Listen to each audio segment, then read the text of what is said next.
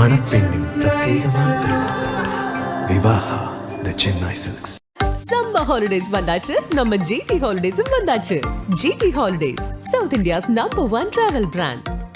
பழைய நகையை கொடுத்து வைட் 11 மந்த்ஸ்ல அதே அடைக்கு புது நகையை எடுத்துக்கோங்க. எக்ஸ்ட்ராவா ₹1 தர வேண்டாம். Magic old gold exchange. என் குழந்தைக்கு உடம்பு சரியில்லை, நான் வந்து உங்ககிட்ட ஒரு கேள்வி கேட்குறேன். ஓ சரி சரி, ஏங்க அதுக்கு மூடிட்டு கம்மெல்லாம் இருக்க வேண்டிய வார்த்தைலாம் நீங்கள் பேச வேண்டாம், புரியுதுங்களா? இதுதான் ஒரு ஹாஸ்பிட்டல் சொல்றதா? நான் ஏங்க அதுக்கு தானே இருக்கீங்க. கடலூர் மாவட்டம் பண்ருட்டி நகராட்சிக்கு பின்புறம் அமைந்துள்ள அரசு ஆரம்ப சுகாதார நிலையத்தில் சுற்றுவட்டார பகுதிகளைச் சேர்ந்த ஏராளமான பொதுமக்கள் சிகிச்சை பெற்று வருகின்றனர். இந்நிலையில் தட்டாஞ்சாவடி பகுதியைச் சேர்ந்த பிரகாஷ் தமிழ் தம்பதியின் மகன் தனுஷன் தனியார் பள்ளியில் 4ஆம் வகுப்பு பயிலும் மாணவன் விளையாட்டின் போது கீழே விழுந்து காயமடைந்ததால் காய்ச்சல் ஏற்பட்டதாக தெரிகிறது. இதையடுத்து தனுஷன் கடந்த சில தினங்களுக்கு முன்பு பண்ருட்டி அரசு ஆரம்ப சுகாதார நிலையத்தில் சிகிச்சை பெற்று ஊசி மருந்து பெற்றுள்ளார். ஆனால் ஊசி செலுத்தப்பட்ட 2 நாட்களுக்குள் சிறுவனுக்கு தொற்று ஏற்பட்டு செலுத்தப்பட்ட இடத்தில் வீக்கம் உருவாகியது. இது குறித்து சிறுவனின் பெற்றோர் மருத்துவரிடம் விசாரித்த போது மருத்துவர் அலட்சியமாகவும் மிரட்டல் தொனியிலும் பதிலளித்ததாக கூறப்படுகிறது. சமூக வலைதளங்களில் வைரலாக பரவி வரும் வீடியோவில் மருத்துவர் கூறியதாக குறிப்பிடப்படும் வார்த்தைகள் பின்வருமாறு: ஊசி போட்டதெல்லாம் எனக்கு தெரியாது. என்னை கேள்வி கேட்டால் உங்கள் மீது காவல் நிலையத்தில் புகார் கொடுத்து வழக்கு பதிவு செய்யப்படும். அரசியல் செல்வாக்கு உள்ளவர்கள் இங்கு 2 மணி நேரம் மட்டும் வேலை செய்துவிட்டு செல்கிறார்கள்.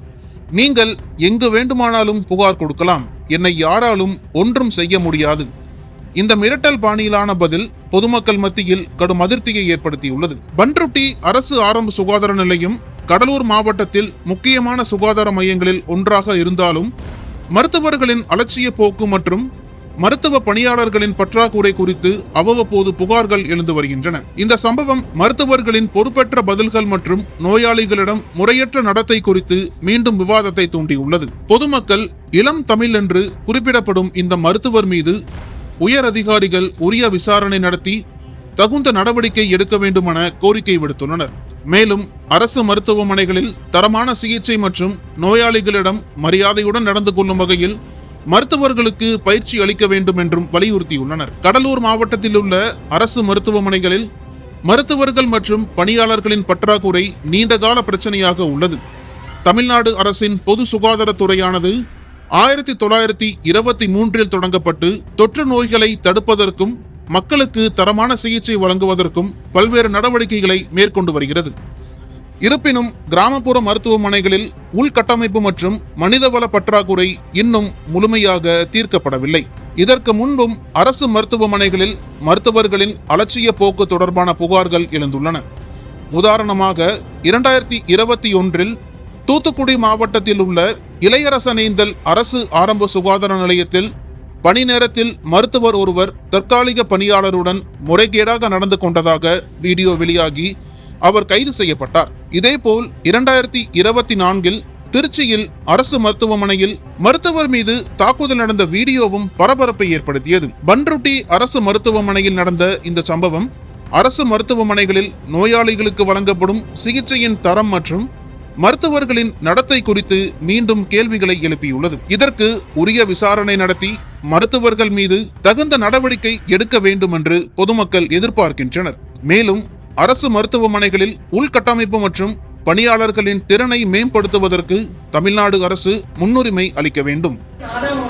நீங்கள் கம்ப்ளைண்ட் கொடுங்க மேடம். என் குழந்தைக்கு உடம்பு சரியில்லை, நான் வந்து உங்ககிட்ட ஒரு கேள்வி கேட்குறேன். உங்கள் ஹாஸ்பிட்டலில் இன்ஜெக்ஷன் போட்டு உங்கள் ஹாஸ்பிட்டலில் டேப்லெட் போட்டிருக்காங்க.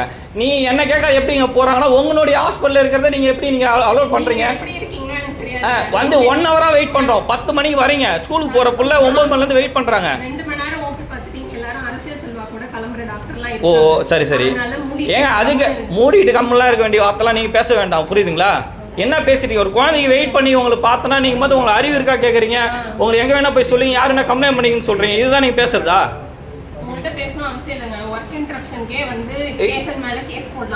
என் மேலே போடுங்கன்றேன்.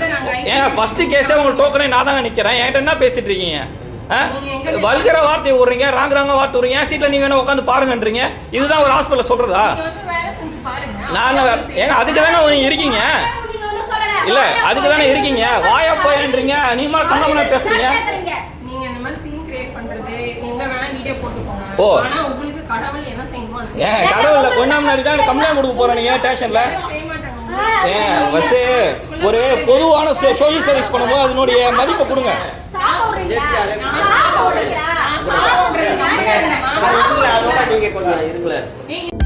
அனல் பறக்கும் செய்திகளை அப்டேட் செய்து கொள்ள நக்கீரன் களத்தை இப்பவே சப்ஸ்கிரைப் பண்ணுங்க.